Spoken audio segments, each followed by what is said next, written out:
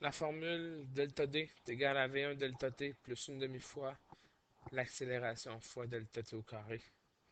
Donc, voici un graphique de la vitesse en fonction du temps. Donc, on sait qu'à partir d'un graphique de la vitesse en fonction du temps, le déplacement est donné par l'air sous la courbe. Donc, le déplacement est égal à l'air sous la courbe. Attention, c'est pas n'importe quelle courbe, c'est une courbe VT. C'est bien important, si tu avais un AT, ça ne fonctionnerait pas. Donc l'air sous la courbe ici, c'est facile à représenter. C'est cette partie ici que je vais assurer en noir. On se rend compte que cette partie assurée-là en noir peut être séparée en deux morceaux. Le rectangle en vert, et puis j'ai le triangle que je vais faire en bleu ici. Donc l'air sous la courbe, c'est la somme de ces deux aires-là. Donc delta D devient l'aire du rectangle plus l'aire du triangle. Trouvons l'aire du rectangle. On peut voir ici que l'aire du rectangle, il faut se rappeler que c'est la base fois la hauteur ou longueur fois largeur. Donc la longueur ici, c'est ce morceau ici-là.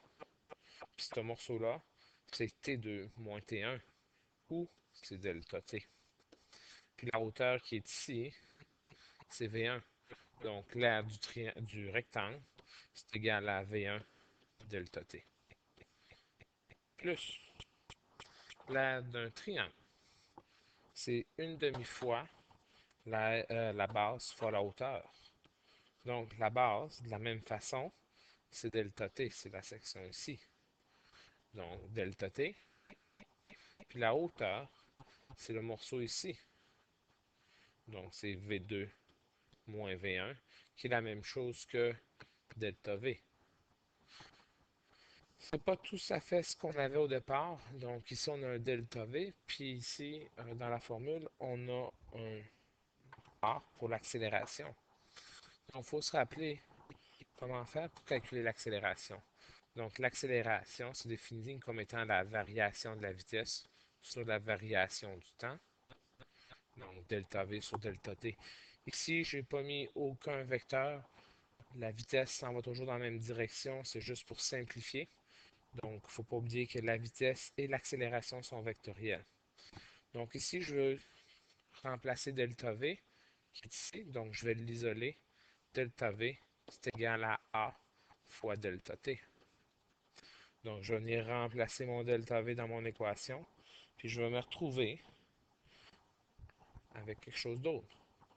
Donc, le déplacement est égal à V1 delta T plus une demi-fois delta V que je vais remplacer par A delta T fois delta T. Delta T fois delta T, je me retrouve avec delta T au carré. Donc, le déplacement me donne V1 delta T plus une demi-fois l'accélération fois delta T au carré.